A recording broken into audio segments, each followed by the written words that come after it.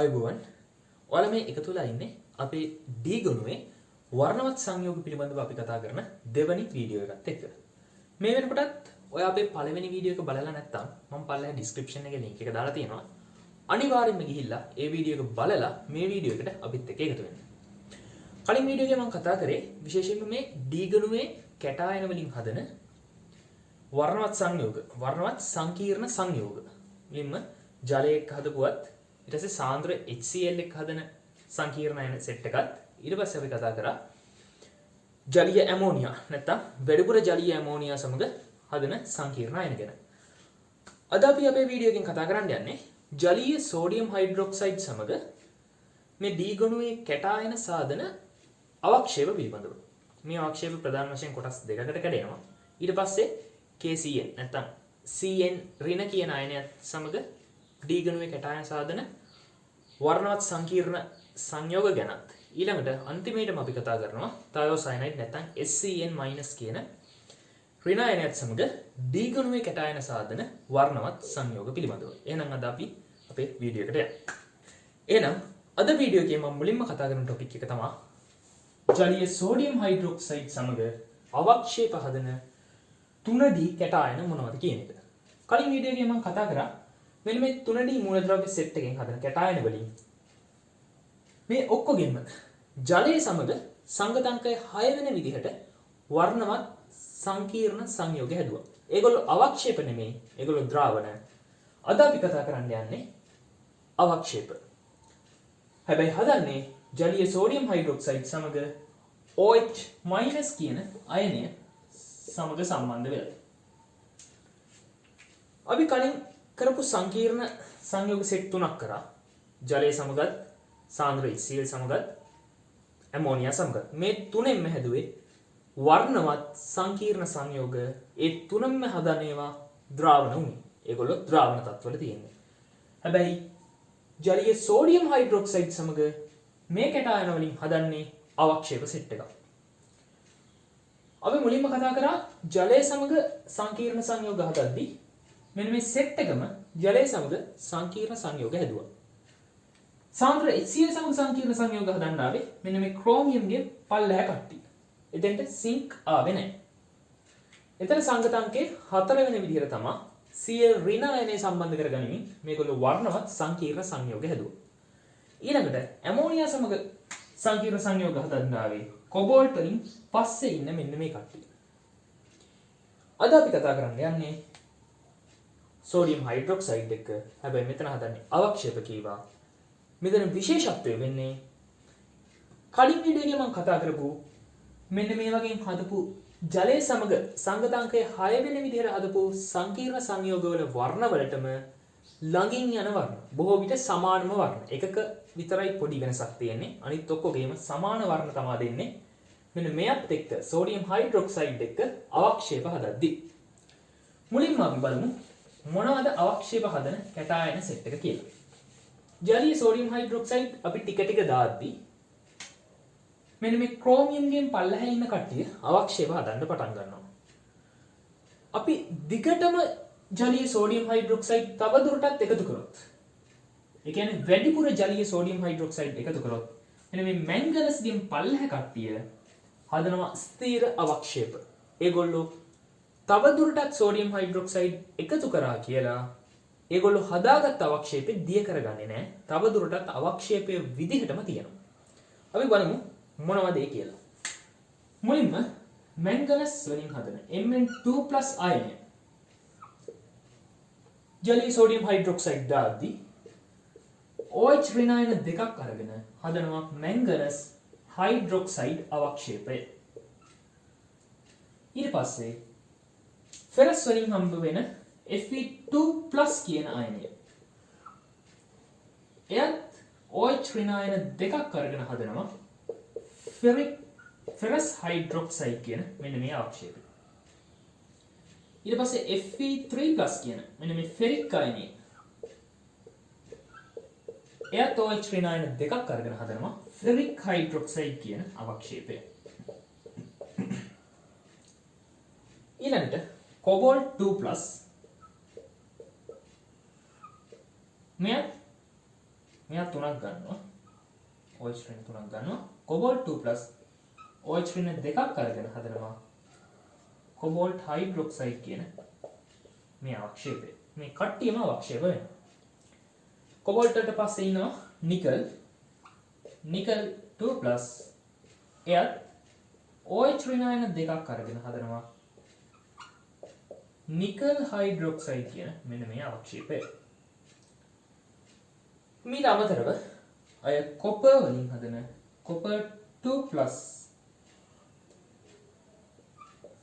OH ඍණ දෙකක් ගන්නවා ජලීය සෝඩියම් හයිඩ්‍රොක්සයිඩ් එකතු කරද්දී එයත් copper hydroxide කියන මෙන්න මේ අවක්ෂේපය හදනවා.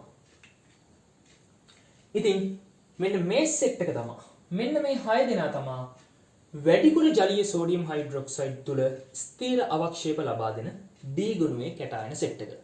මේගොල්ලන්ගේ පාඩ ගැන අපි බලමු. මැංගනස් හයිඩ්‍රොක්සයිඩ් වලට මතක නම් ජලය සමග හදපු සංකීර්ණ සංයෝගයේ වර්ණය උනේ ලා රෝස පාට නැත්නම් අවර්ණ වගේ එකක්. එයා පෙන්වන්නේ ලා රෝස පාටක්. ඒක අපිට වෙලාවකට පේන්නේ නැති හින්දා එයාට අවර්ණයි කියලා වෙලාවකට කියනවා. මෙතනත් එයා පෙන්වන්නේ ලා පාටක්. ඒ හින්දා ඒක අවර්ණ හා සම්බන්ධයි කියලා අපිට ගන්න පුළුවන්. මෙයා මේ වෙද්දි පෙන්වන පාට තමයි මැංගනස් හයිඩ්‍රොක්සයිඩ් පෙන්වන්නේ මෙතනදී ලා කහ පාටක්.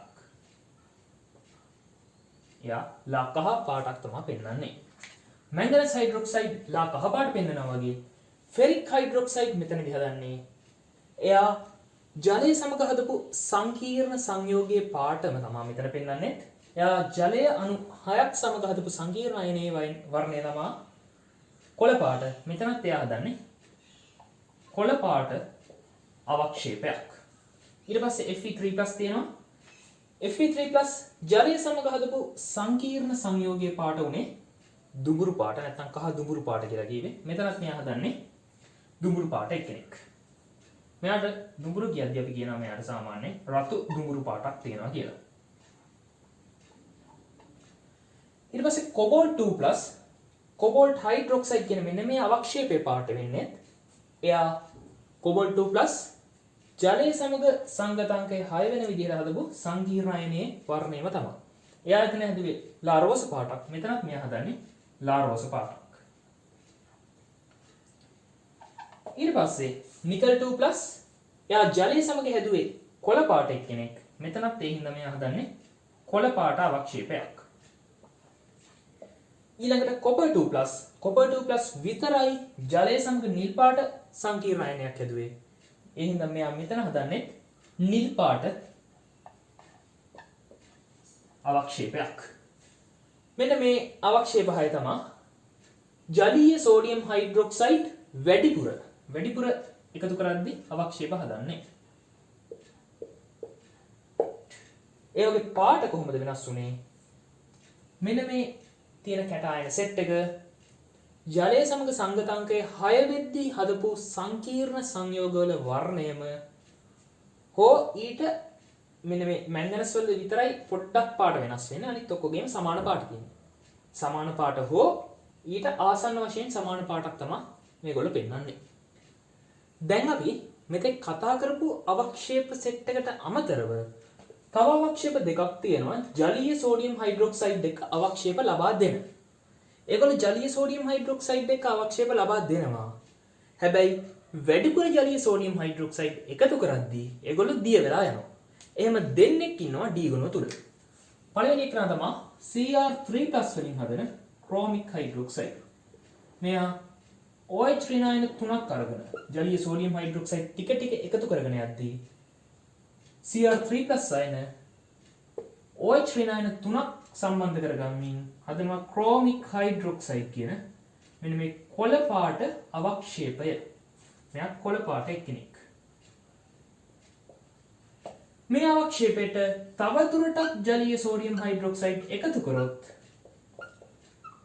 කියන්නේ වැඩිපුර ජලීය සෝඩියම් හයිඩ්‍රොක්සයිඩ් එකතු කරද්දී මෙයා හදනවා CrOH 6i 3- කියන මෙන්න මේ සංකීර්ණ සංයෝගය. මෙයා කොළ පාට වර්ණවත් ද්‍රාවණයක්.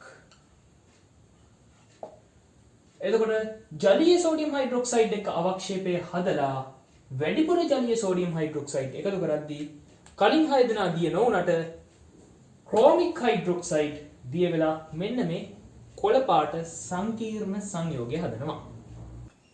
ක්‍රෝමියම් වලට පස්සේ වැඩිපුර ජලීය සෝඩියම් හයිඩ්‍රොක්සයිඩ් තුල දියවන හැබැයි සෝඩියම් හයිඩ්‍රොක්සයිඩ් සමග අවක්ෂේප හදන D ගුණයේ තව එක කැටායනයක් තියෙනවා. එයා තමයි සින්ක් 2+. සින්ක් ගායන. සින්ක් 2+ කියන එකේනා OH ඍණායන දෙකක් අරගෙන ජලීය සෝඩියම් හයිඩ්‍රොක්සයිඩ් එකතු කරගෙන යද්දී එයා සින්ක් හයිඩ්‍රොක්සයිඩ් කියන සුදු පාට අවක්ෂේපය හදනවා. ඒකට වැඩි දුරටත් සෝඩියම් හයිඩ්‍රොක්සයිඩ් ජලීය සෝඩියම් හයිඩ්‍රොක්සයිඩ් තව එකතු කරද්දී මෙයත් අර කලින් එක්කෙනා වගේම සංකීර්ණ සංයෝගයක් හදනවා මෙන්න මේ විදිහට. මෙයා අවර්ණ සංකීර්ණ සංයෝගයක්. කලින් ක්‍රෝමියම් හදපු අවක්ෂේපය සහ ක්‍රෝමියම් හදපු සංකීර්ණ ආයනය දෙන්නම කොළ පාට වුණා. මෙතන මෙයා සුදු පාට අවක්ෂේපයක්. මෙයා අවර්ණ සංකීර්ණ සංයෝගයක්. මෙයා ද්‍රාවණයක් විදිහට තියෙන්නේ. ඉතින් ඔය කතා කරපු කැටායන 8 තමයි ජලීය සෝඩියම් හයිඩ්‍රොක්සයිඩ් එක අවක්ෂේප හදන්නේ. එතනින් 6 දෙනෙක් වැඩිපුර ජලීය සෝඩියම් හයිඩ්‍රොක්සයිඩ් සමගත් අවක්ෂේපය දිගටම පවත්වාගෙන යනවා. ඒ කියන්නේ ස්ථිර අවක්ෂේප හදනවා. ඊටු දෙන්නා ක්‍රෝමික් හයිඩ්‍රොක්සයිඩ් සහ සින්ක් හයිඩ්‍රොක්සයිඩ් කියන මේ අවක්ෂේප දෙන්නා වැඩිපුර ජලීය සෝඩියම් හයිඩ්‍රොක්සයිඩ් එකතු කරද්දී දිය වෙලා ගිහිල්ලා සංකීර්ණ සංයෝග හදනවා. ඊළඟට අපි යමු ජලීය KCN නැත්නම් CN ඍණ කියන අයනය සමග සංකීර්ණ සංයෝග හදන කැටායන මොනවද කියලා බලන්න. ඒ සෙට් එකෙන් මුලින්ම කැටායන හදනවා Fe2+. Fe2+ CN ඍණ අයන 6ක් අරගෙන හදනවා FeCN 6. මෙයාගේ ඍණ 6ක් තියෙනවා. ඍණ 6යි Fe2+ කින් හම්බ වෙන ධන 2යි එකතු වුණාම මෙයාගේ අවසාන ආරෝපණය ඍණ 4ක් වෙන්න ඕන. එහෙනම් අපි කොටු වරහණෙන් එළියට දානවා ඍණ 4 කියන ආරෝපණය. මෙයා ජලීය ද්‍රාවණයක් Fe2+ හදන මෙයාගේ පාට අපි කොහෙවත් හම්බුන්නේ නැහැ. ෆෙරස් වලින් හදන නිල් පාට එකක් කියලා. මෙතන විතරක් හදනවා Fe2+ නිල් පාට ද්‍රාවණයක්. Fe2+ පස්සේ ඉන්නවා Fe3+ ෆෙරික් අයනය. එයත් CN ඍණ කාණ්ඩ 6ක් අරගෙන හදනවා FeCN 6. දැන් මෙතන තියෙනවා ඍණ 6කුත් ධන 3කුත්. මෙතෙන්ට දැන් ධන දෙකේම ඉන්නේ ධන 3. එතකොට මෙයාගේ සමස්ත ආරෝපණය වෙන්න ඕනේ ඍණ 4 නෙමෙයි ඍණ 3. මෙයාගේ කොටු වරහණෙන් එළිය තියෙනවා ඍණ 3 කියන ආරෝපණය. මේක ජලීය ද්‍රාවණයක්. අපිට හැමතැනම හම්බුනේ Fe3+ දුඹුරු පාට හෝ දුඹුරු පාට ගෑවිච්ච පාටක්. ඒ වගේම මෙතනත් මෙයාට තියෙන පාට දුඹුරු පාට. Fe3+ ගත්තාම හැමතැනම එයා පෙන්වන්නේ දුඹුරු පාට හෝ රතු දුඹුරු, කහ දුඹුරු වගේ දුඹුරු පාට ගෑවිච්ච පාට. මේ දෙන්නට අමතරව ජලීය KCN සමග සංකීර්ණ සංයෝග හදන තව එක්කෙනා ඉන්නේ. එයා තමයි නිකල් 2+. නිකල් 2+ අයනය CN ඍණ කාණ්ඩ 4ක් ගන්නවා. 4ක් අරගෙන සංගතාංකය 4 වෙන විදිහට හදනවා NiCN කාණ්ඩ 4කුත්. කොටු වරහණෙන් එළිය මෙයාගේ අවක්ෂේපය වැටෙන්නේ. එයාගේ ආරෝපණය වැටෙන්නේ ධන 2ත් ඍණ 4ත් එකතු වුණාම හම්බ වෙන ඍණ 2 කියන ආරෝපණය. මෙයා ජලීය ද්‍රාවණයක්. අපිට නිකල් ගොඩක් වෙලාට හම්බුනේ නිල් පාට, ඊට පස්සේ කහ පාට. නිල්, කහ, කොළ කියන පාට තුනම පෙන්වනවා. මෙතන මෙයා පෙන්වන්නේ කහ කියන පාට.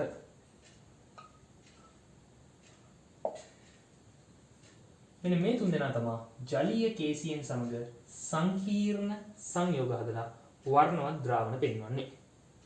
දැන් අපිට කතා කරන්න තියෙන්නේ D ගුණයේ මොන කැටායනද KCN නැත්නම් thiocyanide අයනය සමග සංකීර්ණ සංයෝග හදන්නේ කියලා. KCN වලින් KSCN වලින් හම්බ වෙන thiocyanide අයනය එන්න මෙයා සමග සංකීර්ණ සංයෝග හදන්න යන කැටායන මොනවද කියලා. මේක විශේෂයෙන්ම එක අයනයක් විතරයි හදන්නේ. එයාගේ හඳුනා ගැනීමේ පරීක්ෂණයක් විදිහට මේක බොහෝ විට පාවිච්චි කරනවා. ඒ එකම අයනය තමයි Fe3+ කියන මෙන්න මේ ෆෙරික් අයනය. මේ ෆෙරික් අයනය සංගතාංකය 6 වෙන විදිහට SEN 1ක් 2ක් 3ක් සහ 4ක් කියන මෙන්න මේ ප්‍රමාණ වලින් සංකීර්ණ සංයෝග 4ක් හදනවා. දැන් අපි බලමු මේ සංකීර්ණ සංයෝග හදන්නේ කොහොමද කියලා.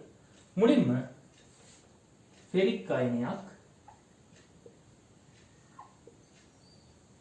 තයෝසයනයිඩ් අණු එකක් අරගෙන හදනවා Fe ඊට පස්සේ SEN එකක් තියෙනවා. මෙයාගේ සංගතාංකය 6 වෙන විදිහට පවත්වා ගන්න ඕන නම් මෙයාට තව ජල අණු 5ක් තියාගන්න ඕන.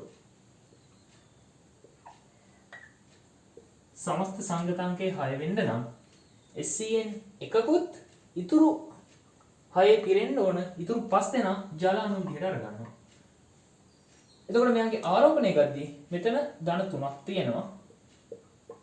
SEN වලින් හම්බ වෙන ඍණ එකයි සමස්ත ආරෝපණය වෙන්නේ ධන 2 කියන ආරෝපණය. මෙයාගේ ආරෝපණය ධන 2 වෙනවා. ඊළඟට Fe3+ අයනයේම SEN අණු දෙකක් අරගෙන හදන්නේ ඒත් සංගතාංකයේ 6 වෙනි විදිහට හදනවා. FeSCN 2යි මෙයාගේ සංගතාංකයේ 6 වෙනද නම් තව ජල අණු 4ක් තියෙන්න ඕන. H2 4යි. මෙයාගේ ආරෝපණය දැන් ධන 3 ඍණ එකේවත් දෙකක් කියනවා. එතකොට මෙතන ඍණ 2 වෙනවා. සමස්ත ආරෝපණය ධන 1ක් වෙනවා. ධන 1ක ආරෝපණයක් තියෙනවා.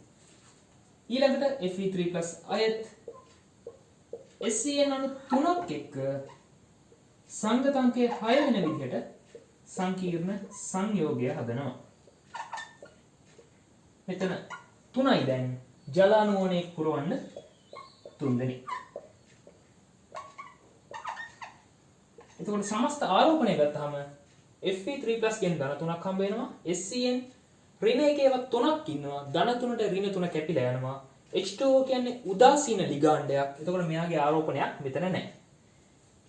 ඊළඟට Fe3+ SEN අණු 4ක් අරගෙන තයෝසයනයිඩ් අණු 4ක් අරගෙන හදනවා.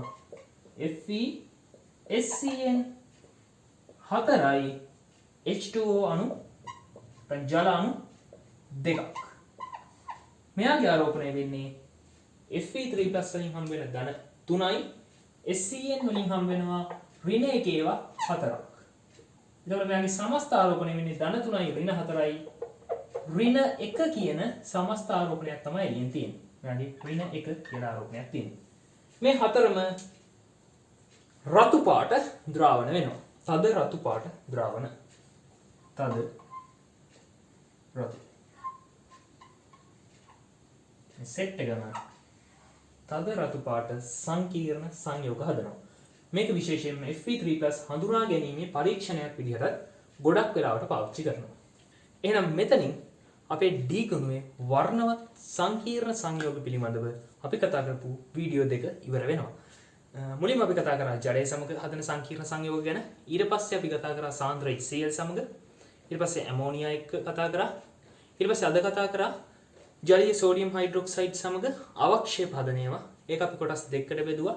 ස්ථිර අවක්ෂේප සාධන ඒවා සහ වැඩිපුර ජලීය සෝඩියම් හයිඩ්‍රොක්සයිඩ් හමුවේදී දියවන අවක්ෂේප හදන ඒවා කියලා. ඊට පස්සේ කතා කරා ජලීය KCN සමග හදන සංකීර්ණ සංයෝග තුනක් ගැන. ඊට පස්සේ හඳුනා ගැනීමේ පරීක්ෂණයක් විදිහට පාවිච්චි කරන තයෝසයනයිඩ් අයනය සමග සංකීර්ණ සංයෝග හදන කැටායනය ගැනත් අපි කතා කරා. මෙතනින් අපි D ගුණයේ අපිට නිතරම හම්බ වෙන තව ඊට අමතරවත් වෙන සංකීර්ණ සංයෝග තියෙනවා. ඒත් මේවා තමයි අපිට නිතරම හම්බ වෙන අපිට ගොඩක් වෙලාවටම අවශ්‍ය වෙන සංකීර්ණ සංයෝග සෙට් එක. මේ සෙට් එක ගැන මෙතනින් කතා කරලා ඉවර වෙනවා. ඔයාලට මොනවා හරි ප්‍රශ්නයක් තියෙනවා නම් පල්ලෙහා කමෙන්ට් සෙක්ෂන් එකේ දාන්න ඒ ප්‍රශ්න ගැන මම උත්තර දෙන්න උත්සාහ කරන්නම්. ඒත් එක්කම අපේ channel එක subscribe කරන්න, like කරන්න, comment කරන්න, තව කෙනෙක්ට දැනගන්න වීඩියෝ එක share කරන්න. එහෙනම් D ගණුවේ අපි කරපු වීඩියෝ දෙක, D ගණුවේ වර්ණවත් සංයෝග පිළිබඳව අපි කරපු වීඩියෝ දෙක මෙතනින් අවසන් වෙනවා. හැමෝටම ආයුබෝවන්.